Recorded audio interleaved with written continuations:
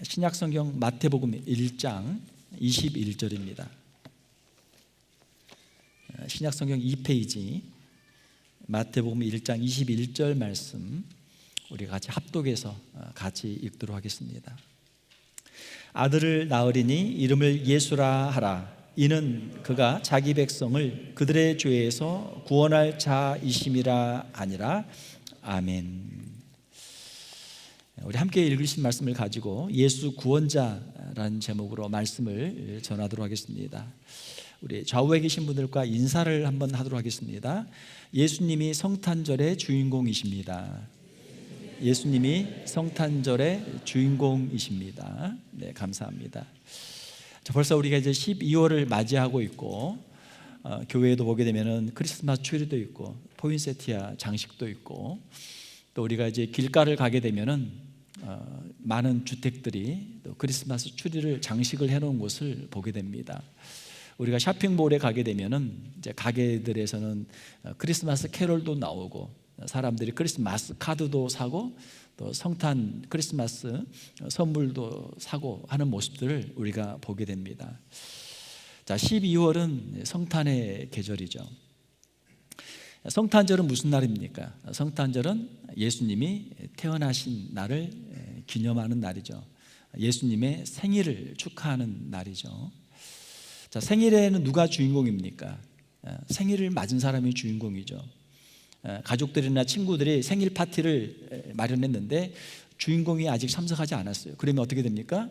기다려야죠. 주인공이 올 때까지 기다렸다가 주인공이 오면은 해피 버스데이 노래도 불러주고 또 폭죽도 쏘고 또 카드도 주고 선물도 주고 맛있는 음식도 먹으면서 파티를 하게 되는 거죠. 자, 성탄절은 예수님의 생일인데 우리가 지금 세상을 보면 어떻습니까? 사람들이 즐거운 캐롤도 부르고 카드도 주고 선물도 주고 하는데 성탄절을 즐겁게 즐기는데 거기에 빠진 게 하나 있어요. 무엇이 빠져 있습니까? 예수님이 빠졌어요.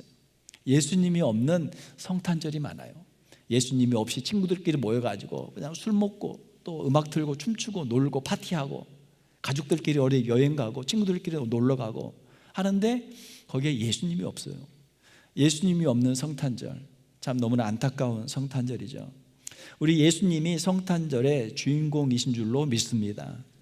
우리의 심령 가운데 마음속에 예수님을 모시고 성탄절을 우리가 기쁨으로 맞이하는 저와 여러분들이 되시기를 주님의 이름으로 축원합니다. 자, 오늘 우리가 함께 읽은 마태복음 1장 21절에 보게 되면 예수님의 이름이 나오죠. 그 이름을 예수라 하라. 자, 예수님의 이름의 뜻은 무엇입니까? 예수님의 이름의 뜻은 구원자라는 그런 뜻이죠. 구약 성경에 보게 되면은 예수님과 이름이 비슷한 사람이 있습니다. 여호수아죠. 구약에서는 여호수아가 나오는데 여호수아는 히브리식 표현이고 이것을 이제 헬라어로 표현하게 되면은 예수와 예수스 이렇게 되죠. 그 이름을 이제 영어로는 지저스 이렇게 발음을 하게 되는데 우리 한글에는 이제 예수 이렇게 이름을 발음을 하게 되죠. 예수의 이름의 뜻은 구원자다. 하나님이 구원하신다는 그런 뜻이죠. 자, 우리가 성탄절을 맞이하게 되는데 왜 예수님이 이 땅에 오셨습니까? 우리에게 예수님이 필요한 이유는 무엇입니까? 우리에게 구원자가 필요한 이유는 무엇입니까? 우리 인류는 하나님 앞에서 하나님의 그 기준 앞에서 미치지 못하는 존재죠. 성경은 우리 인간을 어떻게 말합니까? 성경은 인간을 죄인이라고 말하고 있습니다. 아담의 범죄 이후에 아담의 원죄 영향이 있고 또 사람들이 짓는 자범죄 스스로 짓는 죄가 있죠. 사람들은 죄 가운데 살고 있습니다. 죄의 영향을 받고 있어요. 자, 성경에서는 사람의 이러한 상태를 타락한 상태다, 하나님을 떠난 죄 아래 있는 상태다, 이렇게 말씀을 하고 있습니다. 제가 젊었을 때, 제가 이제 한국에 있을 때 결혼하기 전에 친구들하고 같이 섬에 놀러 간 적이 있어요. 섬에 놀러 가서 섬에서 이렇게 바다를 보고 있는데 바다가 참 물이 좋아요. 그러니까 친구들이 야, 우리 바다 가서 우리 수영하자. 그래서 이제 수영을 잘하는 친구들이 이제 물에 들어가서 이제 멀리까지 이제 바다로 헤엄을 쳐서 갔습니다. 저는 이제 바닷가에 있다가 수영을 잘 못하지만 그럼 나도 한번 바닷속에 한번 가봐야 되겠다 하는 마음에 바다에 뛰어들었어요. 좀 가는데 제가 실력이, 우리 권사님 웃으시는데 제가 실력이 그렇게 좋은 편이 아니거든요. 몇 번 가다 보니까 이제 물에 빠져가지고 꼴깍꼴깍 하는 거예요. 바닷물에 빠져가지고 아이 큰일 났다 이거. 바닷물을 실컷 먹고 이제 간신히 어떻게 해가지고 이제 밖으로 빠져나왔어요. 밖으로 빠져나온 다음에 제 친구를 제가 원망을 했습니다. 아니 너는 수영을 잘하고 그 인명 구조하는 그런 자격도 있는데 라이프 가드 이 라이센스도 있고 이런 자격증도 있는데 왜 나를 안 구해주고 가만 놔두느냐. 제가 했더니 친구가 하는 말이, 물에 빠져가지고 그렇게 있을 때 내가 가서 도와준다고 하면 둘이 같이 죽는다. 자기를 꽉 붙잡아가지고 같이 죽는다는 거예요. 내가 혼자 물에 빠져가지고 물 다 먹고 힘 다 빠지면 자기가 와서 구해주려고 보고 기다리고 있었다는 거예요. 그런데 제가 어떻게 알아서 혼자서 이렇게 나와서 자기가 뭐 특별히 할 일이 없었다라는 식으로 이야기를 하는 거예요. 굉장히 서운했죠. 제가 이제 미국에 와가지고, 한국에서 결혼하고 미국에 와가지고 이제 미국에 와서 유학 생활을 하는 가운데 제가 미시간에서 이제 공부를 이제 하다가 이제 LA 쪽으로 제가 이제 이사를 가게 됐습니다. 동부에서 서부로 이사를 가게 되는데, 자, 겸사겸사 우리 미국 구경도 하면서 차를 타고 우리 한번 동부에서 서부로 가보자 해가지고 아주 먼 길을 제가 이사를 하게 됐어요. 이삿짐은 이제 짐은 보내놓고 이제 그때 그 중고차 현대 소나타 그거 중고차 그거 가지고 이제 저하고 아내하고 3살 된 딸하고 셋이서 같이 횡단하는 여행을 했습니다. 한참 여행을 하다가 자이언 캐년에 도착을 했어요. 자이언 캐년 그 큰 바위들을 구경을 잘하고 그 근처 조그마한 모텔에 예약을 해서 그 모텔에 들어갔습니다. 이제 한참 동안 여행하면서 운전을 혼자 했기 때문에 피곤하잖아요. 자, 모텔에 갔는데 제 아내는 이제 짐 정리하고 뭐 또 저녁 준비도 하고 이렇게 이제 있었고, 저는 이제 제 딸을 데리고 3살 된 딸을 데리고 이제 그 모텔에 조그마한 수영장이 있었거든요. 풀장이 있었는데 거기 가서 이제 수영을 하고 이제 놀고 있었어요.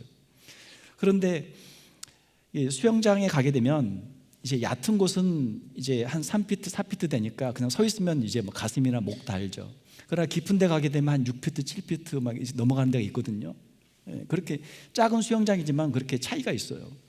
저는 이제 깊은 데서 이제 수영을 하고 있는데 제 딸이 저를 보더니 아빠 그러면서 툭 거기서 점프하는 거예요. 그래서 제 딸을 딱 받았어요. 딱 받았는데 어때요? 발이 땅에 닿아요, 안 닿아요? 땅이 안 닿아. 쑥쑥쑥 들어가는 거예요. 물을 먹는데 애도 이제 물을 먹죠. 둘이 같이 물을 먹으면서 이거 어떻게 하나 애를 이렇게 들고 있어도 안 되는 거예요. 키가 안 나는 거예요. 그래서 저는 물을 계속 먹고 애도 물 먹고 같이 거기서 해갖고 이제 얕은 곳으로 이제 애를 집어 던지면서 밀면서 둘이 같이 물을 먹으면서 그 풀장에서 이제 빠져나왔어요. 그때 이제 오후인데 좀 이른 시간이었기 때문에 거기 다른 손님들이 없었어요. 사람들이 없었어요. 풀장에 저하고 제 딸하고 둘밖에 없었는데 그런 일이 생기게 된 거죠. 물을 잔뜩 먹고 이제 모텔로 숙소로 돌아가니까 제 아내가 깜짝 놀라는 거예요. 아니 왜 벌써 왔냐고. 간 지 얼마 안 됐는데 좀 놀다 오지 왜 금방 왔냐고. 좀 물에 빠져서 죽을 뻔했다고. 죽을 뻔했다고.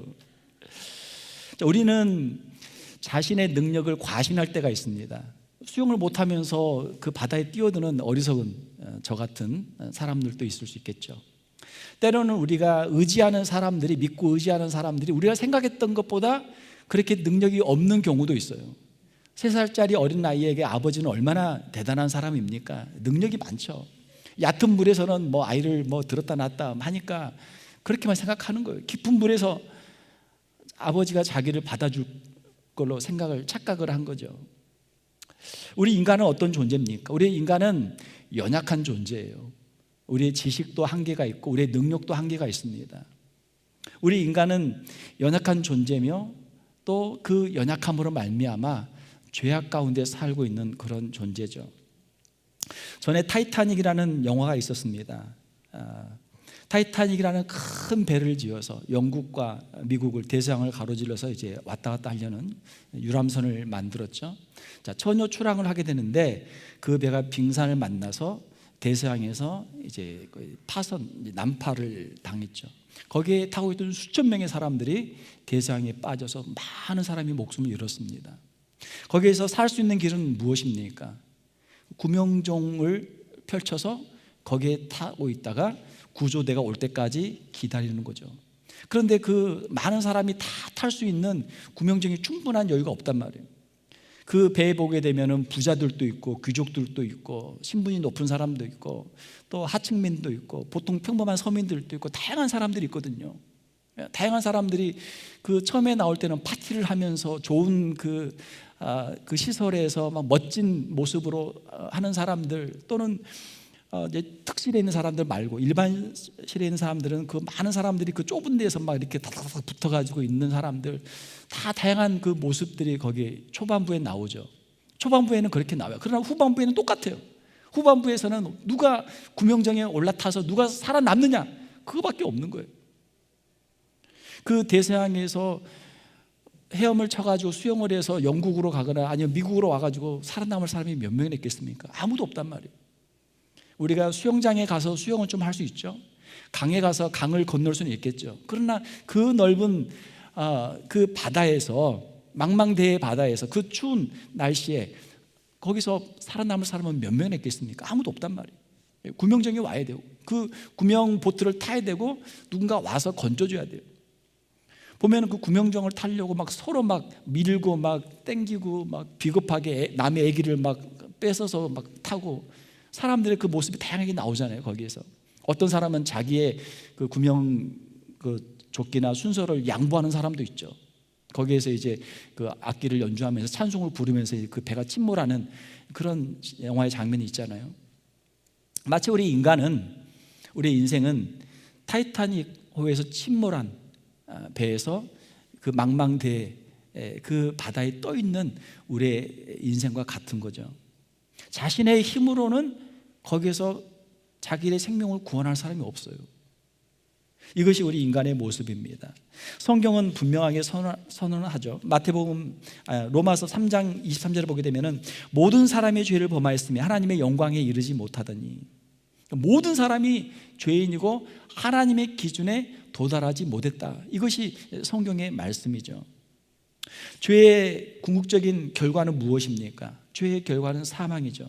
한 번 죽는 것은 사람에게 정하신 것이요 그 후에는 심판이 있으리니, 우리가 이 땅 가운데서 우리가 행했던 모든 일에 대한 준엄한 심판이 기다리고 있는 것이죠. 우리가 생각으로 지은 죄들, 우리의 마음속에 있는 다른 사람에 대한 미움과 시기와 분노와 또 우리의 교만, 우리의 말로 지은 모든 죄들, 우리의 거짓말, 다른 사람에 대한 비난과 비판, 하나님에 대한 불평과 원망들, 우리의 모든 행동들, 하나님 앞에서의 불순종과 우리의 탐욕과 이기심으로 말미암은 우리의 많은 죄들, 그 죄들이 하나님의 심판대 앞에서 드러나게 될 줄로 믿습니다. 사람들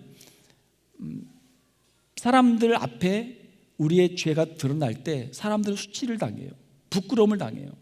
재판정에 서게 되고 사람들의 여론의 문매를 맞게 되고 부끄러움을 당하게 돼요. 그 죄, 자신이 지은 죄에 대한 대가를 치르게 돼요. 어떤 사람들은 그 죄가 드러나서 그 죄를 치르는 사람들이 있고, 어떤 사람은 그 죄가 아직 발각되지 않아서, 다른 사람들에게 그게 오픈되지 않아서 자기 혼자만 가지고 속으로 끙끙대는 사람도 있고, 자책감에 시달리는 사람도 있고, 또 어떤 사람들은 악한 그런 양심을 가지고 자신의 죄에 대해서 그냥 태연하게 그냥 무관심으로 지내는 사람도 있습니다. 자, 그러나 그 죄들은 언젠가는 하나님의 심판대 앞에서 반드시 드러나게 될 줄로 믿습니다. 이것이 하나님의 심판대죠. 하나님의 심판 앞에서 우리는 육체적인 죽음과 하나님과의 분리인 영적인 죽음을 우리는 경험하게 됩니다. 이 문제는 우리 인간의 선행이나 노력으로 해결할 수가 없어요. 우리의 힘으로 해결할 수가 없어요. 누군가 우리를 구원해 줄 구원자가 필요한 것이죠. 자, 그래서 하나님께서는 예수 그리스도를 우리에게 보내주신 줄로 믿습니다. 우리에게 예수님을 구원자로 보내주셨어요. 예수님은 구원자로서의 자격을 갖추신 분이죠. 마태복음 1장 21절에 아들을 낳으리니 이름을 예수라 하라. 이는 그가 자기 백성을 그들의 죄에서 구원할 자이심이라 하니라. 예수님은 우리에게 구원자로 오셨습니다. 예수님이 가지고 있는 구원자의 자격은 무엇입니까? 예수님의 신성이죠. 예수님은 하나님의 아들로서 신성을 가지고 계십니다. 예수님은 하나님의 아들이시기 때문에 죄가 없어요. 죄가 없기 때문에 다른 사람의 죄를 대신 담당할 수 있는 자격이 있는 것이죠. 또한 하나님의 아들이시기 때문에 무한한 능력을 가지고 계시기 때문에 우리 모든 인류의 죄를 대신 담당할 수 있는 능력을 가지고 계시는 것이죠. 또한 예수님은 인성을 가지고 이 땅에 오셨습니다. 예수님은 우리와 똑같은 육신을 가지고 이 땅에 오셨죠. 사람으로 이 땅에 오셨기 때문에 우리 인간을 대신해서 대표로 십자가에서 우리의 죄를 대신 담당하시고 죽으실 수가 있었던 것이죠. 예수님의 신성과 인성은 예수님께서 중보자로 구원자로서의 자격을 감당할 충분한 그러한 모습을 우리에게 보여주시는 것이죠. 예수님의 탄생과 예수님의 십자가와 예수님의 부활, 이 모든 사역들은 구약에 약속되어 있는 언약의 성취입니다. 예수님께서 이 땅에 오신 것은 우연한 사건이 아니고 하나님의 크신 지혜와 섭리 속에서 계획된 것이고 하나님이 예정하신 것이고 하나님의 때, 하나님의 방법으로 이루어진 것이죠. 예수 그리스도를 통해서 십자가에서 우리의 죄를 대속하시고 죄와 사망의 권세를 이기시고 부활하시고 승천하시고 주님의 재림이 예고되어 있는 것이죠. 이러한 모든 일들을 통해서 하나님께서는 우리를 구원하시는 구원의 역사를 이루시는 줄 믿습니다. 자, 예수님은 2000년 전에 이 땅에 오셔서 우리의 죄를 대속해 주셨습니다. 자, 그러면 우리는 어떻게 해야 됩니까? 우리는 예수 그리스도를 영접해야 하는 줄로 믿습니다. 예수님께서는 이 땅에 오셔서 구원 사역을 위해서 이 모든 것을 다 이루셨어요. 십자가에서 우리의 죄를 대속하셨고 부활하심으로 죄와 사망의 권세를 이기시고 하나님의 구원의 역사를 이루셨습니다. 이제 우리에게 남은 것은 바로 예수 그리스도를 나의 주님으로 영접하는 것이죠. 예수님을 개인적으로 믿고 우리가 구주로 영접하는 것이죠. 우리가 이제 무슨 생일이다 아니면 특별한 이벤트가 있거나 우리가 연말이 되면은 사람들에게 우리가 선물을 할 때가 있습니다. 자, 선물을 하면 어때요? 선물을 주는 사람은 자기가 선택을 할 수 있죠. 내가 어떤 선물을 줄 건지, 선물을 큰 것을 줄 건지 작은 것을 줄 건지, 심지어는 선물을 할 건지 안 할 건지도 선물을 주는 사람은 결정할 수 있죠. 선물을 받는 사람 입장은 어떻습니까? 선물을 주면 감사하고 안 주면 내가 평소에 뭔가 좀 내가 부족했나 보다 스스로 반성을 해야 되겠죠. 선물을 주면 감사한 마음으로 받으면 돼요. 하나님께서 우리에게 선물을 주십니다. 예수 그리스도를 우리에게 선물로 주십니다. 죄사함의 은총을 우리에게 선물로 주십니다. 하나님이 주시는 그 은혜를 믿음으로 받는 저와 여러분들이 되시기를 주님의 이름으로 축원합니다. 아무리 좋은 선물을 줘도 생각하기에 내가 이 선물을 받을 자격이 없는데 스스로 자격이 없다 생각하고 선물을 받으면 리턴, 다시 반송하면 그 선물을 받을 수 없는 거죠. 또 어떤 사람은 선물을 주면은 선물을 이렇게 보고 나한테 왜 이거밖에 안 줘? 이렇게 작은 거 줘? 나 필요 없어, 안 받아. 그러면 그 사람은 선물을 또 못 받는 거죠. 선물이 너무 크다고 생각해서 안 받는 사람도 있고 선물이 너무 작다고 생각해서 또 선물을 거절하는 사람도 있어요. 자, 선물이 크든 작든 선물을 주는 사람의 마음을 생각해서 감사함으로 받으면 되는 거죠. 에베소서 2장 8절 9절에 보게 되면 너희는 그 은혜에 의하여 믿음으로 말미암아 구원을 받았으니 이것은 너희에게서 난 것이 아니요 하나님의 선물이라. 우리가 죄에서 구원을 받는 것, 영원한 천국을 선물로 받는 것, 이것은 하나님의 은혜고 하나님이 주시는 선물인 줄 믿습니다. 우리가 해야 할 것은 무엇입니까? 우리는 믿음으로 받는 거예요. 나는 부족하고 연약하지만 하나님께서 나에게 이걸 주셨으니 하나님 감사합니다. 감사하는 마음으로 믿음으로 받으면 돼요. 하나님께서 말씀하신 대로 그대로 이루어질 줄로 믿습니다. 예수님의 십자가의 은혜로 죄 사함을 받을 줄로 믿습니다. 예수님을 믿는 자마다 영원한 천국을 영생으로 선물을 받을 줄로 믿습니다. 믿음으로 받으면 돼요. 그 믿음을 보시고 주님께서 우리에게 구원을 베풀어 주시는 것이죠. 예수님을 영접한다는 것, 예수님을 믿는다는 것은 무엇입니까? 예수님이 나의 구원자이십니다. 예수님이 내 인생의 주인이십니다. 이것을 우리가 고백하는 것이죠. 오늘 이 자리에 있는 여러분 가운데 아직 예수님을 구주로 영접하지 않으신 분이 있다면 이 자리에서 오늘 예수님을 구주로 영접하는 여러분들이 되시기를 주님의 이름으로 축원합니다. 성탄절의 주인공이 예수님이듯이 우리 인생에서도 우리가 예수님을 구주로 영접할 때 우리 인생이 하나님 앞에서 의미 있는 인생이 되고 하나님이 주시는 영생의 복을 누리는 인생이 될 줄로 믿습니다. 이것이 우리 기독교예요. 우리 기독교에 많은 이제 절기들이 있지만 이 성탄절기는 얼마나 참 기쁜 절기입니까? 예수님이 우리를 위해 이 땅에 오신 것을 기념하는 그러한 절기죠. 예수 그리스도를 구주로 영접하는 그 결단, 그 결심이야말로 우리 인생에서 가장 중요한 결단이 되고 가장 중요한 선택이 되는 줄로 믿습니다. 예수 그리스도를 구주로 영접하는 이것을 통해서 하나님께서 주시는 참된 기쁨과 평화, 영원한 생명을 얻는 우리 성도들이 되시기를 주님의 이름으로 축원합니다.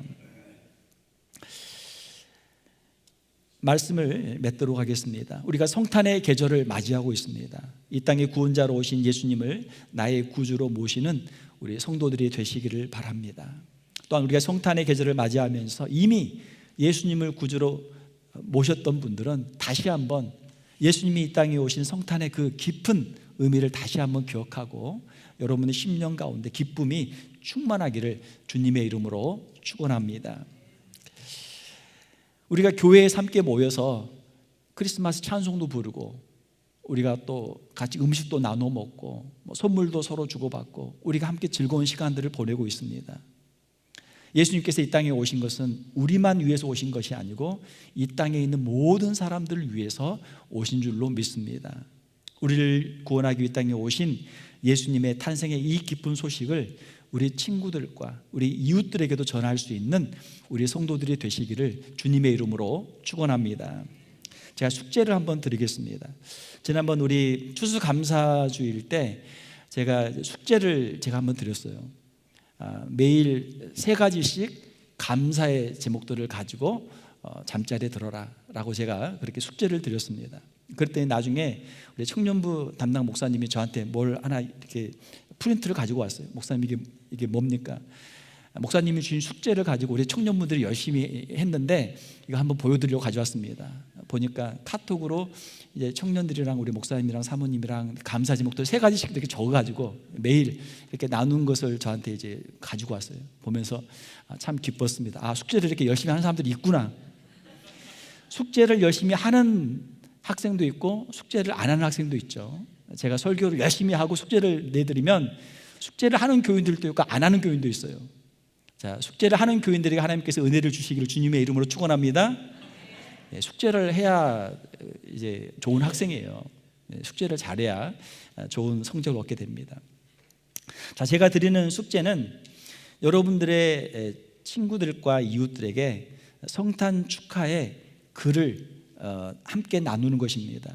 우리가 이제 연말을 맞이하잖아요. 연말을 맞이하면서 안부 인사도 묻고 지난 1년 동안 감사한 것들도 나누면서 거기에 예수님께서 이 땅에 오신 성탄을 축하하는 글을 여러분 꼭 함께 적어서 그 카드를 보내시기를 바랍니다.